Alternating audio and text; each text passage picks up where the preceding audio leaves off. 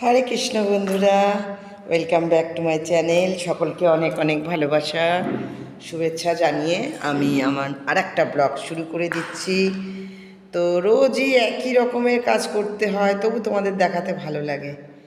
তোমরা ভাবো তো যে কি করে। তো যাই হোক, সবজিগুলো নিয়ে বসেছিলাম।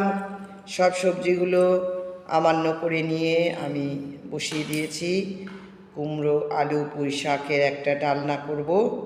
তো সাধারণভাবে যেভাবে আমরা করি, একটু আদা বাটা দেবো, একটু হিং দিয়েছি, আর নুন, হলুদ, কাঁচা লঙ্কা, চিনি এগুলো তো দেবই। এবং এটা করে অন্যান্য ভোগগুলো করে নিয়ে ভগবানকে আমি ভোগ নিবেদন করে দেব। আমি ভগবানকে ভোগ নিবেদন করে দিয়েছি এবং তোমাদের দেখাই যে কী কী দিয়েছিলাম আজকে।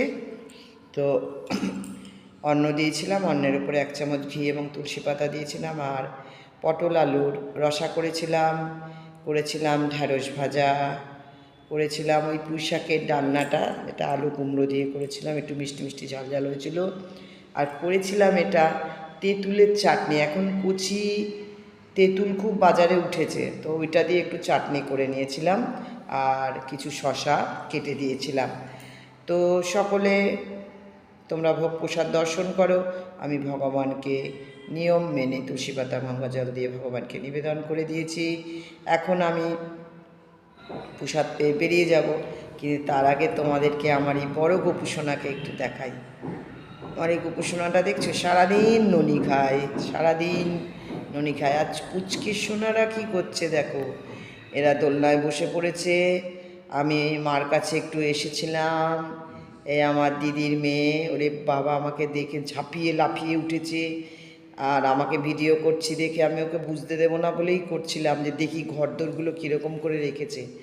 চারিদিকেই তো ছড়ানো ছিটানো রয়েছে, আমাকে বলছে করিস না, এরম করতে নেই, ওই যে দেখাতে নেই, বলছে এরম করতে নেই সবাইকে। যাই হোক, আর এইটা হচ্ছে একদম ওর আদরের পুতুল, এটা কেউ ছাড়বে না, যেখানে যাবে নিয়ে যাবে।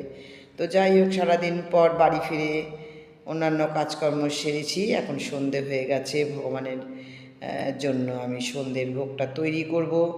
তো প্রথমেই আমি আটা নিয়ে নিচ্ছি। আটা মাখাটা কোনো ব্যাপার না, এটা দেখালে হয়তো তোমরা বলবে, কিন্তু না, আমি এই কাজগুলো করি। আমার দেখানোর উদ্দেশ্য, আমি যেমন স্কুলটা করি, তেমন ধর্মকর্ম করি, মালা জপ করি, আবার এটাও করি। আর আজকে আমি তরকারি কিছু করব না, কারণ আমার সকালের না অনেকটা তরকারি ছিল।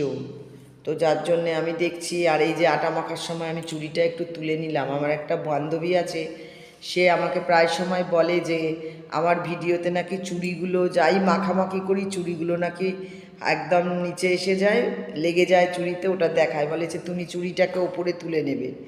তো যাই হোক, সে যদি এটা দেখে থাকে খুশি হবে যে আমি তার কথাটা শুনেছি। তো যাই হোক, এবার আটাটা মেখে নেব। আর আমি ভালো রুটি বেলতে পারি না, এই জন্য এতদিন দেখাইনি, কিন্তু আজকে অনেক দিন পর চেষ্টা করব ভালো করে একটু রুটিটা বেলার। তো রুটি করে নেব, দেখি আর কি দেওয়া যায়। তো বেলে নিচ্ছি সব রুটিগুলো একা একা, বেশি রুটি না, যাই হোক। তো খুব আটা দিয়ে ফেলি আমি রুটি বেলতে গেলে, আমি ভালো পারি না, একটু আগেই বললাম। তো রুটির সাথে আজকে গোপালকে আমি দিচ্ছি সিমুই। এই কারণে দিচ্ছি, কারণ বললাম অনেকটা তরকারি রয়ে গেছে, তো সেই জন্যে। আর রুটি দিয়ে সিমুই দিয়েই দেব।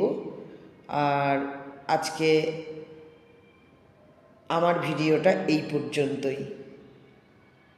আমার এই ভিডিও যদি তোমাদের ভালো লেগে থাকে, লাইক, শেয়ার, সাবস্ক্রাইব, কমেন্টস করতে ভুলবে না। সকলে সাথে থাকবে, পাশে থাকবে, সবসময় এই কামনাই করি আমি। তো তোমাদের কাছে, তোমরা ভালো থেকো। রাধে রাধে, রাধে রাধে, রাধে রাধে।